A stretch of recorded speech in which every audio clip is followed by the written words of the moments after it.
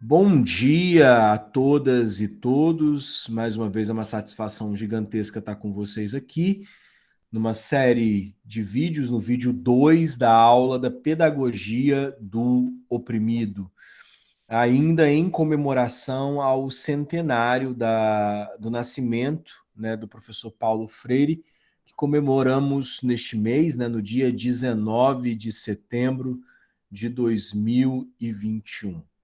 Tá?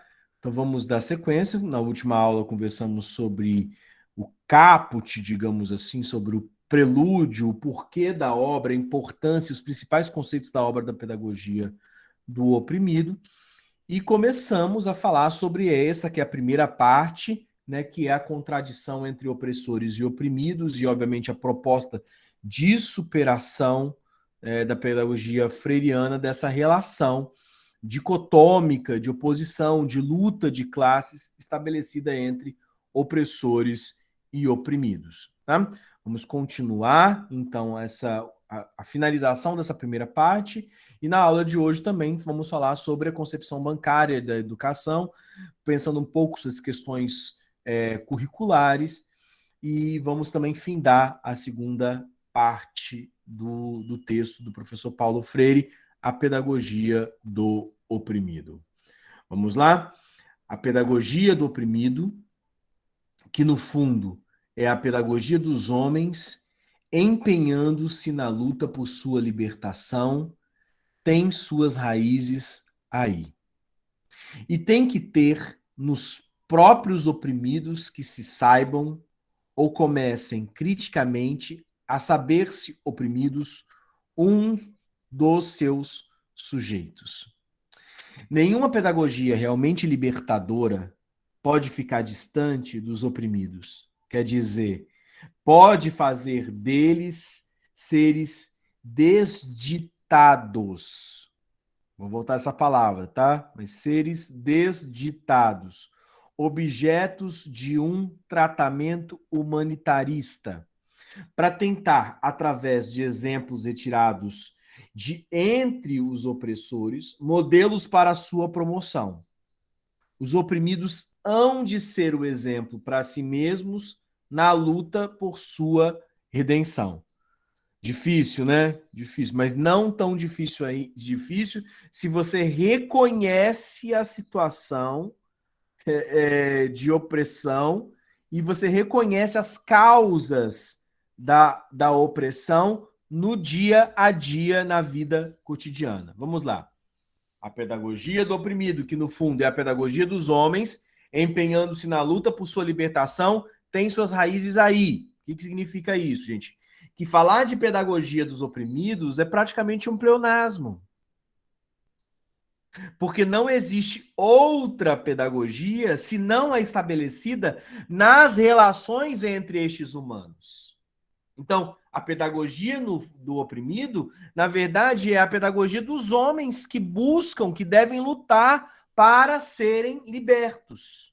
Então, a gente chama de pedagogia do oprimido, mas poderia estar chamando de pedagogia da libertação. E comumente na obra freiriana, a gente já tem a pedagogia de Paulo Freire como sinônimo de uma pedagogia da libertação.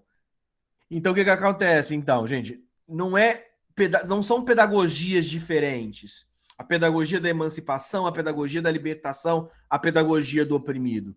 São todas faces ou nomenclaturas da mesma pedagogia. A pedagogia que é da tolerância, a pedagogia que é da autonomia, a pedagogia que é da indignação, a pedagogia que é uma educação enquanto prática da liberdade. Nós estamos falando, na verdade, apesar dos nomes das obras de Paulo Freire, de pedagogias que parecem ser pedagogias diferentes, nós estamos falando, na verdade, da mesma pedagogia, que é a pedagogia dos homens que têm que se educar e, conscientes do processo educacional, passam a se olhar como algo que, para além daquilo que se quer aprender ou daquilo que o Estado seleciona para que eu aprenda, eu me torne gente. E neste processo de humanização que a escola permite, ou deve permitir, ou pelo menos deveria proporcionar, que é a compreensão dos homens naquilo que são, nas suas relações sociais, econômicas e políticas, este homem se liberta, este humano se compreende. Ele sai de um estado de alienação. Então, a gente poderia falar de pedagogia desalienadora, a pedagogia política, a pedagogia da sociedade na sociedade, a pedagogia dos homens que querem humanizar-se, a pedagogia da omnilateralidade. O que significa isso? Que é a pedagogia da formação do homem integral, né? Do humano integral, que deve ser formado para o mundo do trabalho, que deve ser formado para o viver em sociedade, que deve ser formado para as relações morais, ou seja, para a ética, para a compreensão daquilo que é certo e errado. Então, compreendamos, nós estamos falando da pedagogia do oprimido, que no fundo, ou nem tão no fundo assim, mas que é uma pedagogia dos homens que buscam, que se empenham, que lutam pela saída do processo de alienação e, portanto, lutam pela sua emancipação, pela sua libertação. E que tem que ter nos próprios oprimidos que se saibam ou comecem criticamente a saber-se oprimidos. Um dos seus sujeitos. O que é isso? Né? O objeto, digamos, de força de luta, a primeira coisa que precisa acontecer é que os oprimidos se reconheçam como oprimidos, que é algo que o processo de alienação evita que as pessoas acreditem ou compreendam. Porque ninguém quer se sentir ou se colocar na situação do oprimido. Esse, inclusive, é um dos problemas da classe média trabalhadora, porque ela não se reconhece como pobre. Ela quer se identificar, quer se reconhecer, quer enquanto desejo, né, pequeno burguês, né? A classe trabalhadora média não quer, como tem uma classe mais empobrecida, fala assim: eu não sou como estes, que são pobres. Eu sou como aqueles que são ricos. Rico de nada, né? Não é rico. Se você trabalha para sobreviver, para comer, você não é rico. Você é classe trabalhadora. O problema é que há um problema, né? Que os oprimidos, muitas vezes, não se reconhece como oprimido. E não quer se reconhecer como oprimido. Porque acredita que se você criar uma condição psicológica de que você não é oprimido, você não vai ser. E não é uma questão das psicologias, não é uma questão caminiana, né? Não é lá o L'Étranger do Camus, né? O Meursault, né? Que é livre, mesmo estando numa prisão. A condição de liberdade é de reconhecimento da própria condição. O primeiro estatuto ontológico necessário para o oprimido é reconhecer-se oprimido. É reconhecer que, olha, se eu não vou lá vender as minhas horas de trabalho, eu não receberei salário. E se eu não receberei salário, eu não terei com o que me alimentar. Não importa se você ganha R$ 1.000, R$ 2.000, R$ 3.000, R$ 10.000, R$ 20.000. É uma condição da classe trabalhadora que deve se reconhecer como tal e que nós estamos falando de uma lucratividade empresarial, da condição do opressor, que não cabem nos números a preocupação do que vai comer amanhã. Se você se preocupa com o que você vai comer e se as contas, você vai conseguir pagar as contas, deixa eu contar uma coisa para você. Você é pobre.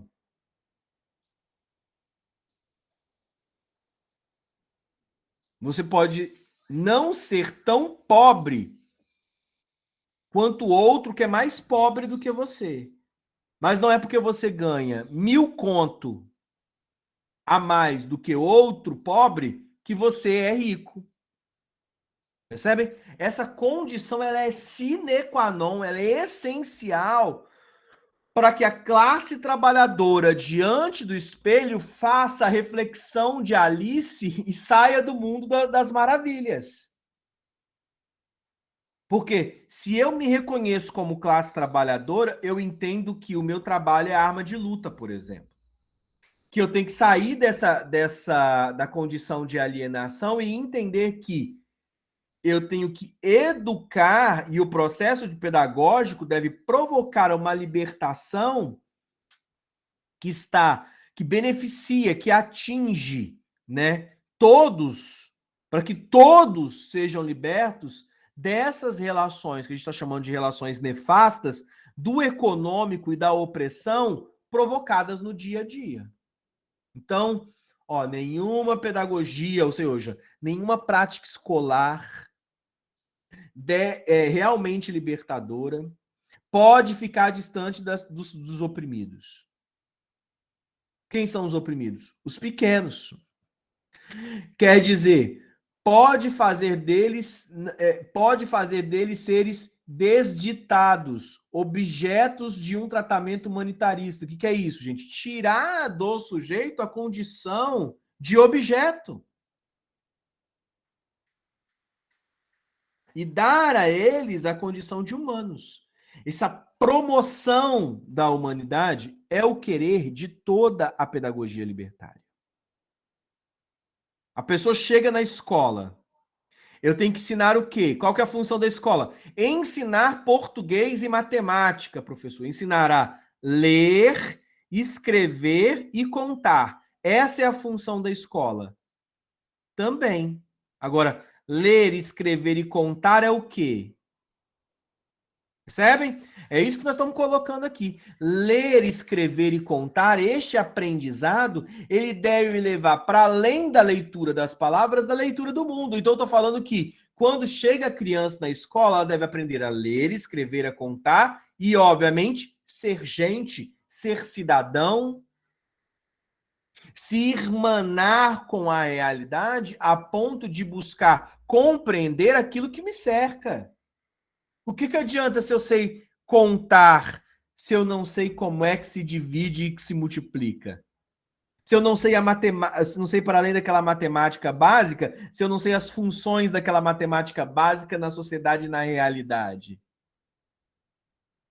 Então, beleza. Eu posso aprender na escola que 10 reais e eu vou lá e pago uma conta de 5, 10 menos 5, me sobram 5 reais. Parabéns, pedagogo. 10 menos 5 igual a 5. Você está ensinando subtração. Agora, é só isso que você quer que o menino saiba? Ou que ele pode se questionar quanto vale cada coisa? E aí chega para você o aluno e pergunta: professora, professor, por que eu fui comprar 1 quilo de frango há um tempo atrás e ele valia 12 reais? E aí a gente foi comprar o mesmo 1 quilo de peito de frango no supermercado hoje, né? E ele está custando 21 reais. Por que subiu 9 reais em 6 meses o preço do peito de frango? Opa! Eu posso ensinar juros, mas que ele compreenda também o que é inflação. Será que eu só vou ensinar juros sem ensinar o que é inflação? Será que eu não vou poder fazer uma reflexão sobre o valor das coisas? Isso não deve estar imbuído, não deve estar intrínseco, não deve fazer parte daquilo que se ensina na escola? Porque senão, eu vou pegar um meme aqui tem uns 10, 15 anos atrás esse meme, lá no começo do Bolsa Família, quando uma senhora chega na televisão e diz a seguinte frase, abre aspas: por que uma calça para uma jovem de 16 anos vale mais de 300 reais? Fecha aspas. Isso virou musiquinha, virou meme, virou um riso, quase que em deboche, dessa mulher simples, que não sei se enganada pela filha, entendia que ela tinha que dar para aquela menina, para aquela adolescente, uma calça que valia mais de 300 reais. Será que existe hoje, eu nunca comprei uma calça de R$ 300. E entendo que a jovem de 16 anos daquela época, e todos nós jovens aqui, ou nem tão jovens no meu caso, né? Mas que eu tenho que provocar no meu aluno a compreensão de que, senhora, o que vale R$ 300? O quanto custa R$ 300? Então a pedagogia, ela não pode estar longe, distante do mais simples. E ela tem que permitir que o mais simples se reconheça na situação da fragilidade ou de vulnerabilidade que lhe cabe. E compreender os conteúdos escolares por intermédio de tudo que lhe faz envolto, reconhecendo os sistemas de opressões no social, no econômico, no cultural, no político. Que entenda quanto vale cada uma das coisas. Não é para isso que serve a escola? A escola, então, e aí é necessário que vocês tenham essa visão sempre, ela ensina os conteúdos para serem aplicados no viver. Se eu só explico memorialmente, para provocar ali na memória as capitais do mundo, e eu não me encontro com este mundo, eu não sei efetivamente o mundo. O que adianta eu fazer com que o menino ali do quinto ano decore as capitais lá: Noruega, Oslo; Suécia, Estocolmo; Finlândia, Helsinki; Dinamarca, Copenhague; Islândia, Reykjavik, da Europa Setentrional? Beleza, decorou as capitais. Mas ele não faz ideia do que tem e do que é a Europa Setentrional. Talvez ele não faz ideia do bairro que ele está. Talvez ele não faz ideia das diferenças geográficas deste imenso país que também tem capitais de estado. Ele talvez nunca viu uma foto de Roraima. Ele nunca viu uma foto do Amapá. Ele nunca viu uma foto do Rio Grande do Sul. Ele não sabe que é, o que tem no Mato Grosso do Sul. Talvez ele faça alguma vaga impressão de que tem o Pantanal no Mato Grosso do Sul e de que o Roraima tem floresta amazônica. Mas é isso que nós queremos? Que ele simplesmente saiba se levantar no lado da carteira e dizer Boa Vista como capital? Percebem? Então, a pedagogia libertadora é uma pedagogia que se faz próxima e que deve buscar o reconhecimento dos oprimidos, saindo do processo de alienação, se reconhecendo como oprimidos. A pedagogia do oprimido, como pedagogia humanista e libertadora, terá então dois momentos distintos. O primeiro momento em que os oprimidos vão desvelando o mundo da opressão e vão comprometendo-se na praxis com sua transformação. É o caminho do reconhecimento da esperança. Tá? Primeiro momento, eu vou me entendendo que eu sou oprimido e que tem um mundo de opressão, né? Ou seja, que existem relações assimétricas estabelecidas no mundo e que eu não vivo um conto de fadas, né? Apesar de passarem para mim uma ideia de princesa, né? A pedagogia da libertação, gente, não é uma pedagogia das princesas, né? Não vai chegar aqui um príncipe encantado. Não vai ter uma fada madrinha. Imagina, às vezes as pessoas são enganadas a esperar fadas madrinhas. De que você tá no borralho, gata borralheira. Se você tá numa situação de desfavor, vai chegar alguém, Irã, e aí vai na escolinha lá, vai, hoje é o dia das princesas. Que princesa você? Ainda hoje, ainda pelo menos, né, tem outras princesas, né? Não é só aquelas princesas europeias, né? Mas será que é mesmo é essa fábula que eu quero contar? A de que a princesa espera o príncipe encantado? Ou de que essa mulher ela pode ser comprometida com a realidade e transformar a vida dela sem a existência de um príncipe? Então, o primeiro momento é o momento em que eu levo pela educação a ideia de que a pessoa tem que se reconhecer. Ela tem que cair na real. Ela tem que entender da onde ela está falando. Qual que é a realidade que a cerca. E aí, naquela praxis, ela vai se propor um processo de transformação. Isso aniquila os sonhos dos pequenos? Não.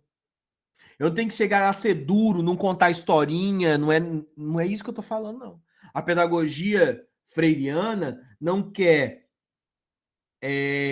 ser nua e crua, ser dura, né? Não é isso. Ó, você é pobre, então você tem que pensar em como você vai lutar contra os opressores desde pequeno aqui para você se tornar liberto no futuro. Não é isso. O enredo é outro. É como eu me comprometo com a realidade, mesmo no universo fantástico das narrativas, nos mitos, nos sonhos. Como eu reconheço a prática? Isso é aos poucos. Não é a base do eletrochoque, do banho de água fria. Às vezes demora anos para a pessoa saber quem ela é. Ou a origem.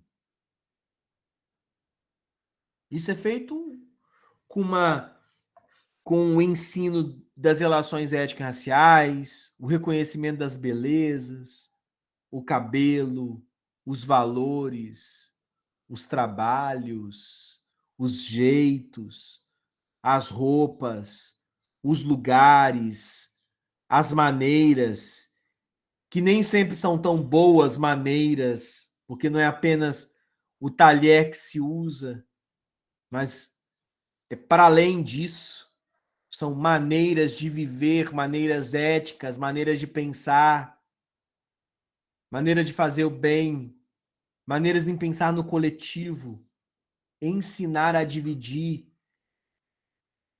percebe? Então o que acontece? Isso é aos poucos, desde a primeira infância, ali na escolinha, reconhecimento. Reconhecimento. Tanto que um dos meus exercícios eu coloco lá a brincadeira da princesa lá. Que uma escola chega, coloca lá o cabelo liso, que a menina vai ter que chegar lá e vai ter que chegar e vai ter que a mãe levar a menina com aquele penteado.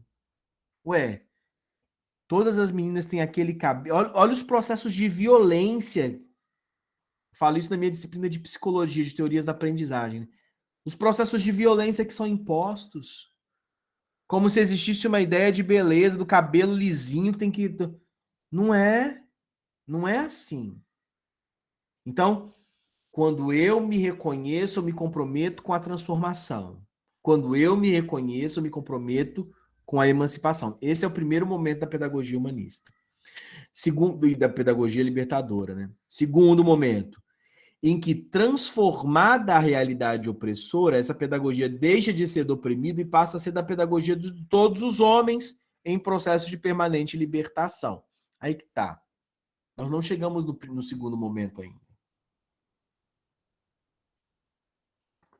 E, de certa forma, acredito ainda, de uma maneira um pouco realista, que vai demorar a gente reconhecer e chegar nesse segundo momento, de que não precisaríamos mais falar de pedagogia da libertação porque todos os homens estariam libertos.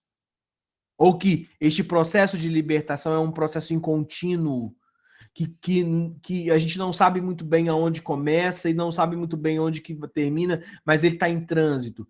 A gente sabe hoje que a pedagogia da libertação de Paulo Freire, ela está muito no começo. É simplesmente falar de uma educação consciente de si própria. Uma educação que conhece as suas funções. uma educação que se reconhece como aquela que pode provocar cidadania, emancipação, libertação, esperança, autonomia na vida das pessoas. E é isso aqui que a gente deseja. Por isso que a gente começa já o curso falando de Paulo Freire, para que vocês se reconheçam como educadores que têm uma importância social, cultural, um engajamento que é o de mudar o mundo como ele é hoje. Você acha que o mundo que está hoje está tudo bacana? Ah, não reconheço, professor. Então vamos mudar o mundo. Como que a gente muda o mundo? Mudando as pessoas. Como é que a gente muda as pessoas? Pelos processos de educação. Paulo Freire coloca, quando a pessoa se coloca nisso, ela está tão curioso, ela quer saber, né? E aí essa maleabilidade causada pela epistemologia da curiosidade, pelo sujeito curioso, vai fazendo com que ele vá se modificando. A educação, gente, transforma vidas. Não é assim que a gente fala? E transforma mesmo.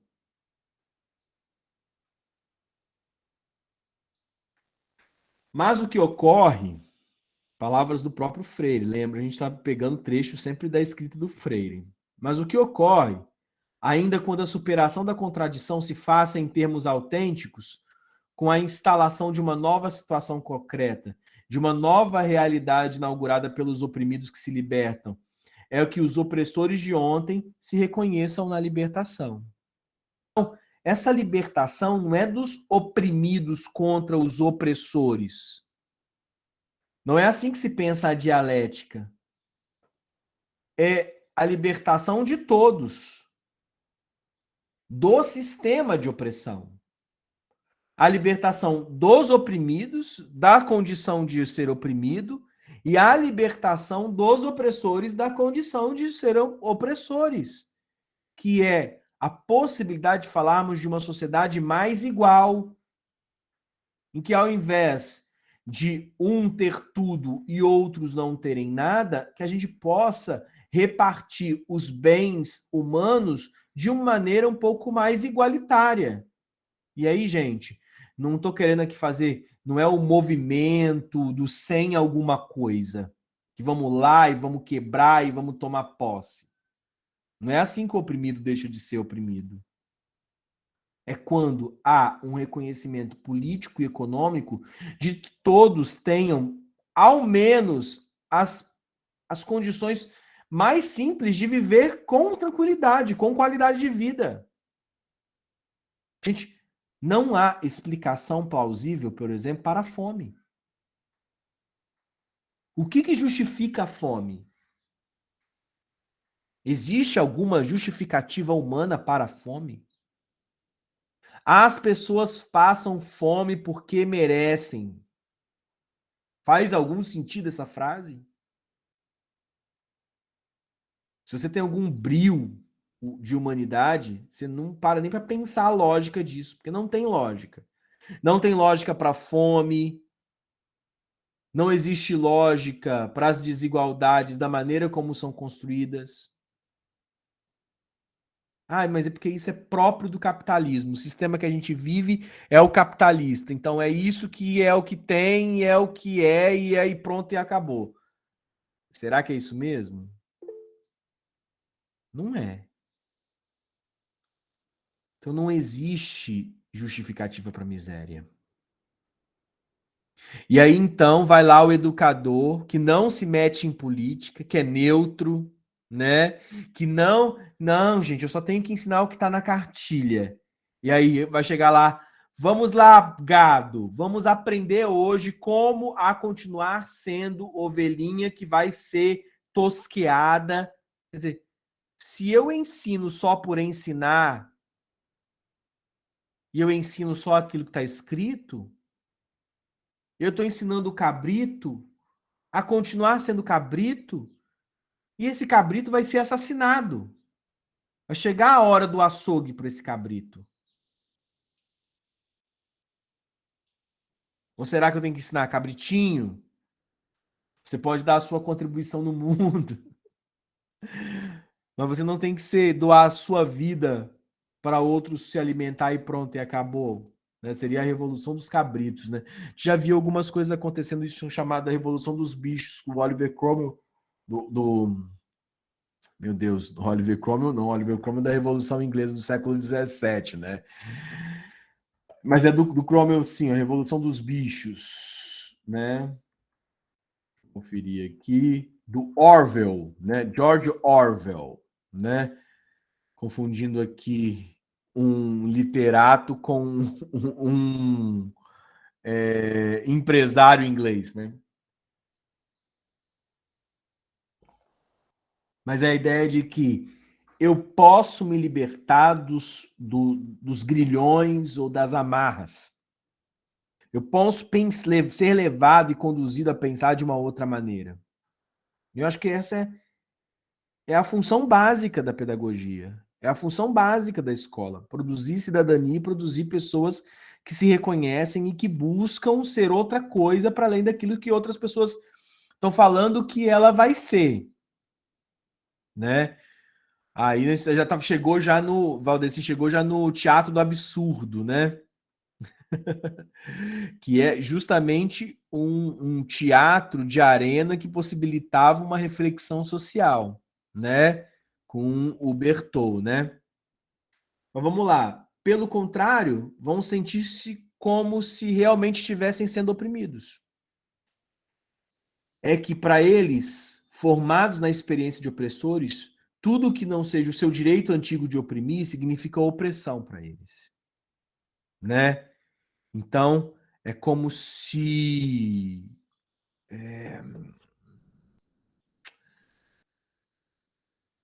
os opressores estão tão acostumados à condição de opressão que tudo o que for diferente daquilo ali vai ser considerado como direito. Quer dizer, como uma cessão dos seus direitos. Porque ele acha que as condições que ele tem são um direito originário de herança, né? Um direito, né, que já está dado do usufruto daquele patrimônio. É o direito de continuar sendo chefe para o resto da vida, né? E nós sabemos que isso não é verdade. Porque as pessoas têm que ter direito a ter uma vida boa, né? Que as pessoas têm que ter direito a uma vida honesta e boa. Eu não estou falando aqui da desapropriação do sistema, parará. Eu estou falando de um sistema mais igual, de um sistema em que todos tenham condição ao mínimo. E vocês acham mesmo que o mercado é que vai dar a condição para este mínimo? É a lei da oferta e da procura. Quem que é a Adam Smith falava da mão invisível do mercado. Vocês acham que uma mão que é invisível, que é, na verdade, uma lei econômica, que é o estabelecimento das relações comerciais liberais, elas vão dar condição para o nascimento, para o surgimento de um estado de bem-estar ou um estado de igualdade para as condições mínimas? Como que isso se daria? Se não pela existência de um Estado que vai fundamentar a regulação dessas relações. Toda vez que eu vejo um economista defendendo o Estado mínimo, eu fico pensando como que ele justificará a estrutura das políticas públicas e a manutenção das políticas públicas.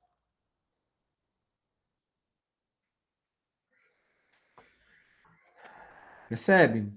Então, na verdade, a escola é um processo de consciência. Para que se perceba que ninguém tem o direito provocado pelo testamento de Adão para ser opressor e para outros serem os oprimidos. Não existe testamento originário que vai dizer, porque nós conquistamos isso há 200 anos, que essa conquista de 200 se faz verdade ali. Porque senão não tem uma leitura da lógica do tempo. Porque senão não tem uma leitura que compreenda a realidade, as realidades institucionais, as realidades presentes, como algo que tem, como algo que permita a leitura da realidade. Não existe isso. Então, assim, A escola deve provocar uma leitura das situações concretas. Ponto. Vão sentir-se agora, na nova situação, como oprimidos, porque se antes podiam comer, vestir, calçar, educar-se, qualquer restrição a tudo isso em nome dos direitos de todos lhe parecem uma profunda violência ao seu direito de pessoa. São os direitos burgueses, né? Direito de pessoa que na situação anterior não respeitavam nos milhões de pessoas que sofriam e morriam de fome, de dor, de tristeza, de desesperança. É que para eles, pessoa humana, são apenas eles. Os outros são coisas. Para eles, os opressores, há um só direito: o direito de viverem em paz ante o direito de sobreviverem, que talvez nem sequer reconheçam, mas somente admitam aos oprimidos. E isso ainda porque, afinal, é preciso que os oprimidos existam para que eles, os opressores, existam e assim eles possam ser generosos. Generosos com as migalhas que caem da mesa do banquete. Percebem como isso é ordinariamente contemporâneo? Quando não tem política pública, tem o quê? Obra social institucionalizada ou pelas igrejas, ou para que as damas de caridade deem, né, brinquedos na época do Natal para as crianças pobres, não sei o quê, a fazer o Papai Noel lá de levar. Gente, será que essa generosidade é efetiva? Ou é uma maneira dessa pessoa viver bem consigo própria? Ao invés de pagar uma sessão de terapia de R$ 200, ela compra um monte de bonequinha ali de R$ 5, mais vagabundo, e fala: fui fazer a felicidade das meninas carentes. E, gente, isso é generosidade?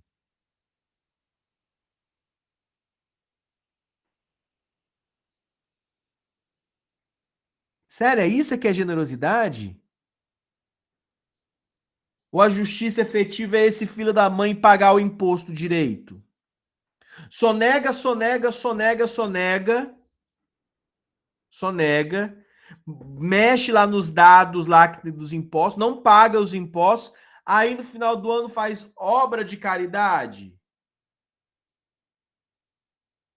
Gente, isso acontece profundamente. Profunda, cotidianamente. Então, para eu ter direito ao the best alguma coisa, o outro tem que ter direito à fome? É esse o mundo que é o mundo justo? Esse que é o mundo do legal? E a gente televisivamente assiste a isso tudo e chora no final de semana quando, sei lá, o Luciano Huck leva e reforma, não sei o que, beleza, é o televisivo, é bonito de ver, né? Foi lá e reformou a padaria da tia lá, bacana, foi um baita de uma questão. Agora, quanto de dinheiro que é a lágrima dessa tia tá produzindo para o comercial que vai ficar entre um pedaço e o outro, em que a gente fica assistindo essa tia a receber o coisa, tá se gerando muito mais dinheiro ali, milhões com venda da propaganda, e quem está se beneficiando é a tia. Não, a tia ganhou a padaria.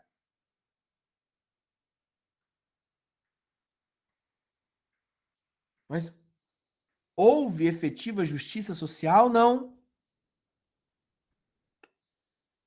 Não houve. E aí vocês ficam pensando assim, gente, Jamerson, isso tudo tem a ver realmente com escola, sim, porque a escola tem que se haver com a possibilidade de mostrar para as pessoas o que acontece. Essa violência, como um processo, vai passando de geração as opressões, né? Principalmente as econômicas e as do modo de produção e do modo de trabalho, das relações de trabalho. Essa violência, como um processo, vai passando de geração a geração de opressores. que vão fazendo legatários ou herdeiros e formando-se no seu clima geral. Ou seja, né, os filhos dos opressores, né, tendem a utilizar, inclusive psiquicamente, as justificativas da opressão como algo que é de direito deles. Esse clima cria nos opressores uma consciência fortemente progressiva, possessiva, diante do quê? Obviamente, daquela relação econômica. Ele tem posse daquilo ali. Ele acredita naquilo ali. E por que ele acredita naquilo ali? Porque ele nasceu naquilo ali. Porque ele gosta de comer a partir daquilo ali, de beber a partir daquilo ali. Vai falar aqui, você gosta dos seus privilégios? Você faz alguma reflexão a partir dos seus privilégios? E é uma relação de posse do mundo, dos bens e dos homens, ou seja, das consciências, das vidas, dos modos de produção. Fora da posse direita, concreta, material do mundo e dos homens, os opressores não se podem entender a si mesmos. Por quê? Porque eles são constituídos a partir da lógica da opressão. Então, a partir daí vocês começam a perceber que não são apenas os oprimidos que podem e devem ser libertos. Os opressores também devem e podem ser libertos do sistema de opressão. Agora, está preso a uma lógica e que ele está super apegado que é a da opressão, porque ele se beneficia daquilo que a opressão lhe proporciona. E o oprimido nem percebe o que está acontecendo porque não tem consciência da sua condição de oprimido. Então, opressor e oprimido, ambos se tornam alienados diante das condições reais do mundo, de que todos poderiam ter dignidade.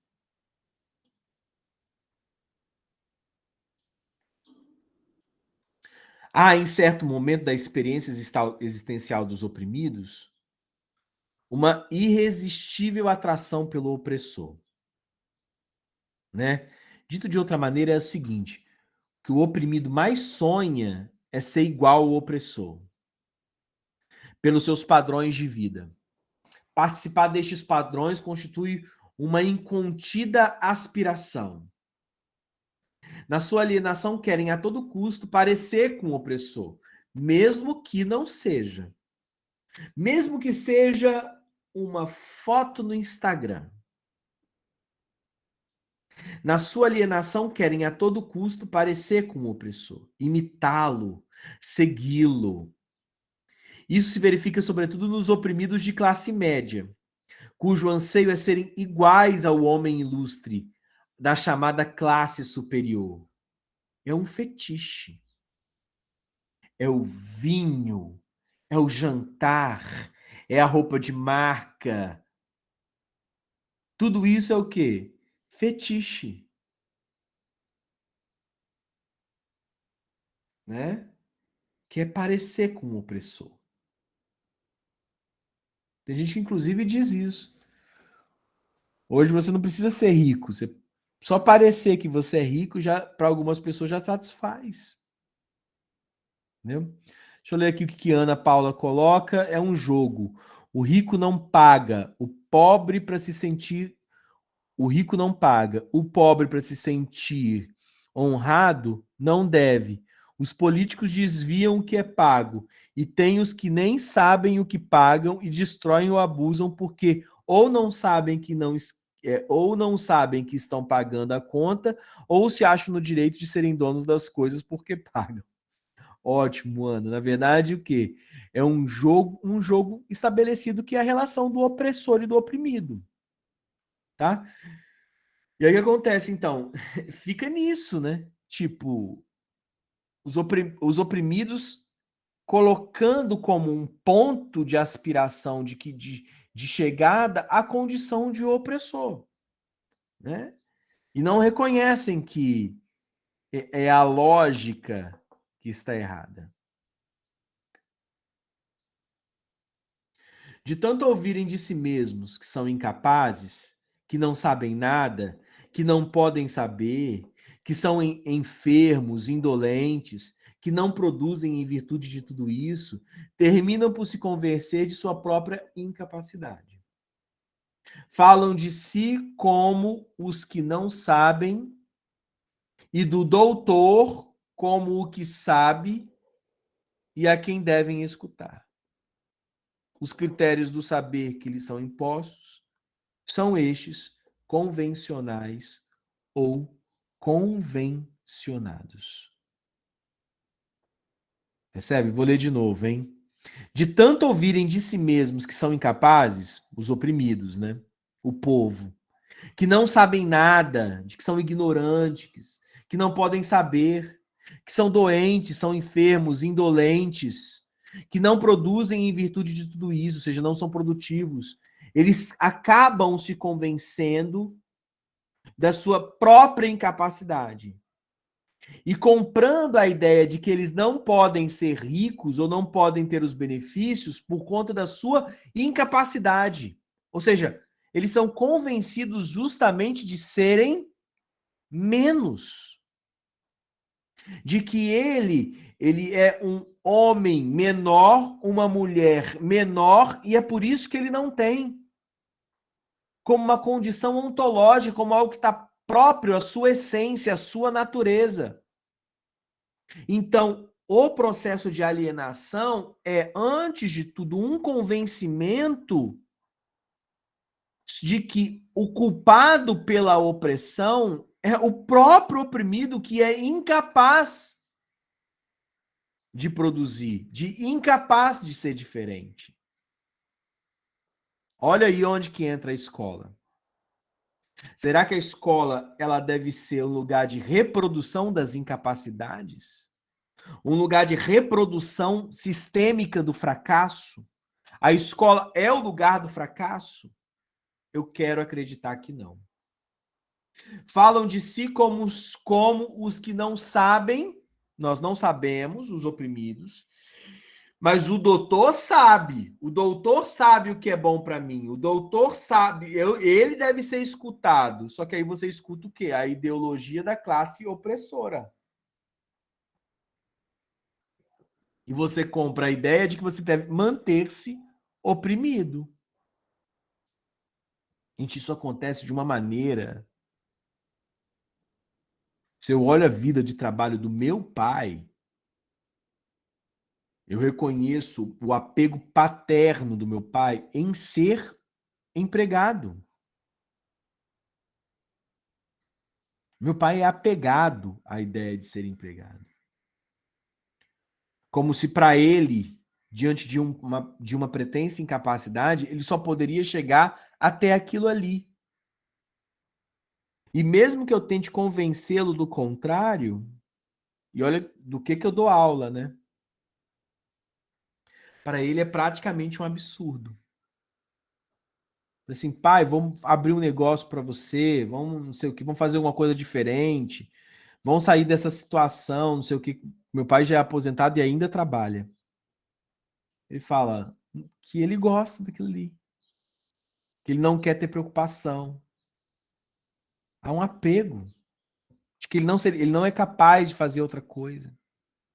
Um apego. Então, os critérios de saber que lhes são impostos são os convencionais, que é o quê? Os da manutenção da relação de opressão e oprimido.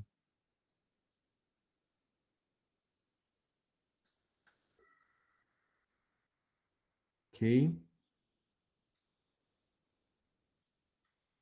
Até o momento em que os oprimidos não tomem consciência das razões de seu estado de opressão, aceitam fatalisticamente a sua exploração. Não só aceitam, entre aspas, mas inclusive até gostam dela ou são dependentes dela. Chega a pensar dos fetiches que estão escondidos por trás do sistema de opressão aí, por uma leitura freudo-marxista, né, e que Paulo Freire não chegou a conhecer. Ou se não chegou a conhecer, talvez até chegou a conhecer a escola de Frankfurt, mas não adaptou para o seu pensamento, né? Eu fico pensando muitas relações aí, né, de opressão de segunda ordem, em que não é só aceitar a condição de exploração de maneira alienada, mas é ter afeto por ela, gostar dela, defender em muitos casos a situação de opressão, tá? Mas ainda provavelmente assumam posições passivas, aliadas com relação à necessidade de sua própria luta pela conquista de liberdade e de sua afirmação no mundo. Nisso reside sua conivência com o regime opressor. E aí, entre aspas, o conivência, mas é como se, de fato, os oprimidos fossem coniventes ou aceitassem passivamente a relação de opressão por nela compreenderem como se fosse algo essencial de uma ordem naturalista, que é natural que as coisas sejam assim, e ele não deu sorte ou não se esforçou. Ele se convence disso, que o problema é que talvez ele não se esforçou o suficientemente para chegar lá, né? E aí reconhece passivamente essa condição de oprimido. Difícil você convencer a sair daquela situação. E aí vem a frase clássica de Freire, de que, no final da parte 1, de que ninguém liberta ninguém. Ninguém se liberta sozinho. Os homens se libertam em comunhão. E é inserida aí que está, inclusive, a função da escola. Somente quando os oprimidos descobrem nitidamente o opressor e se engajam na luta organizada por sua libertação, começam a crer em si mesmos, superando assim sua conivência com o regime opressor. Então, há necessidade da libertação, primeiro, não dos problemas econômicos e sociais, mas dos problemas da consciência. A primeira libertação é esse reconhecimento da aceitação, ou, enfim, desse olhar atento para o espelho, do saber que se é oprimido.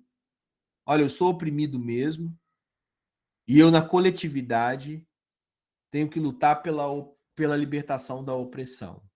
E aí ele tem que acreditar em si mesmo. Esse é o primeiro passo para romper com a conivência, para romper com essa, digamos assim, com essa parceria de entender ou de aceitar simplesmente o regime de opressor.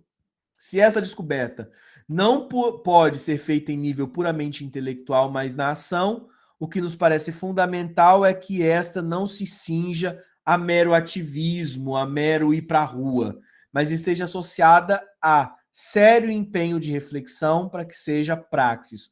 Ou seja, não é ativismo despropositado ou separado da intelectualidade, mas também não pode ser intelectualidade que fica presa dentro de casa, escondido nos porões da própria casa. A ação política junto aos oprimidos tem de ser, no fundo, uma ação cultural para a liberdade.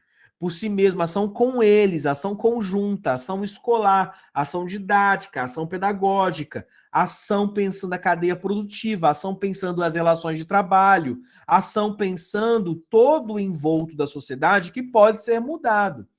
A sua dependência emocional, fruto da situação concreta de dominação em que se acham e que gera também a sua visão inautêntica do mundo, não pode ser aproveitada a não ser pelo opressor. Este é que se serve dessa dependência para criar mais dependência. A ação libertadora, pelo contrário, reconhecendo essa dependência dos oprimidos como ponto vulnerável, deve tentar, através da reflexão e da ação, transformá-la em independência. Esta, porém, não é a doação que uma liderança, por mais bem intencionada que seja, né, lhe faça. Não podemos esquecer que a libertação dos oprimidos é a libertação de homens e não de coisas. Por isso, se não é autolibertação, ninguém se liberta sozinho. Também não é libertação de uns feita pelos outros. É o que, então, gente? É libertação em comunhão. É libertação no coletivo. Porque senão eu só tenho a imposição do sistema meritocrático que vai reconhecer que um pode ir e o outro não pode. Eu vou estar entendendo que a salvação dos sujeitos em comum é uma salvação provocada ou proporcionada pelo esforço desse homem sujeito comum, desse um. E não é isso que acontece. A libertação aqui que se propõe é uma libertação da comunidade, que no coletivo vai reconhecer, olha, não dá para a gente aceitar tudo isso passivamente, não dá para a gente aceitar tudo isso da maneira que está. Eu tenho que construir o quê? Política, eu tenho que tomar o poder, eu tenho que ir para as relações democráticas de poder, eu tenho que assumir os espaços representacionais.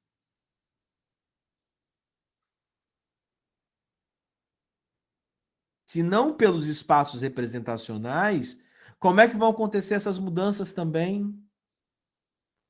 É só ir lá na rua mostrar indignação queimando um pneu na rua.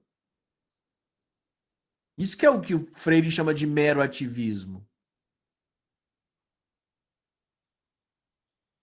A transformação vai se dar mudando a cabeça das pessoas. A transformação vai ser criando políticas públicas de acesso. Você quer um bom exemplo de como essa ação coletiva de libertação pode acontecer, e aconteceu há um tempo atrás, quando se criou nas universidades brasileiras o sistema de cotas. Sério, professor, isso tem a ver com a política freiriana? Sim. Sistema de cotas é uma perspectiva de que a escola e aí as universidades devem provocar ou produzir justiça social. Você acha que os opressores gostaram do sistema de cotas? Claro que não. Eles falaram assim: é direito nosso entrar meritocraticamente na universidade. A universidade é lugar para os mais bem preparados. Os cotistas vão acabar com a universidade pública porque eles não vão conseguir acompanhar. Os opressores foram, então, reivindicar, do mesmo jeito que está no texto do Paulo Freire, reivindicar o direito àquelas vagas. E o Estado bateu o pé, disse: essas vagas são de todos. De cotistas e de não cotistas.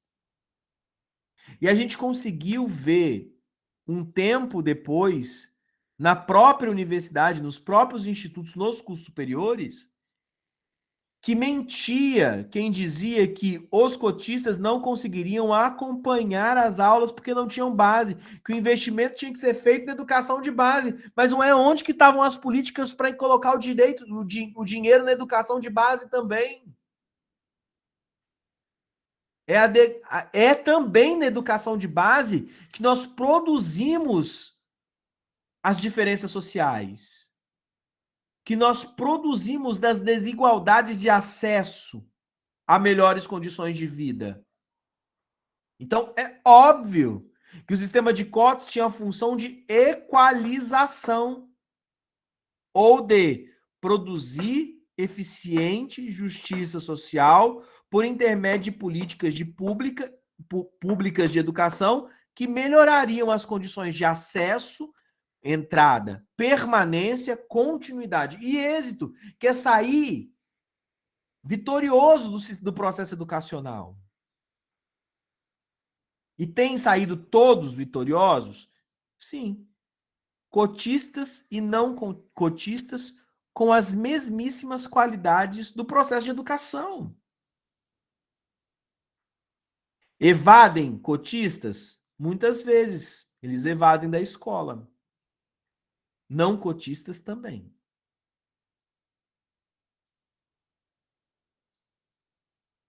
Percebem? Que essa libertação do coletivo aqui é uma libertação do coletivo que se quer enquanto política pública para todos. Não é para mais um e menos outros. É para todos. E nisso, gente, nós terminamos a primeira parte do livro Pedagogia do Oprimido, do professor Paulo Freire. Tá bom? Vamos dar uma parada aqui, né? E vamos retomar a partir, então, da segunda parte, que é a pedagogia do oprimido, né, a parte da concepção bancária da educação como instrumento da opressão. Vamos dar aqui fazer um intervalo e já voltamos na nossa próxima aula. Tudo bem?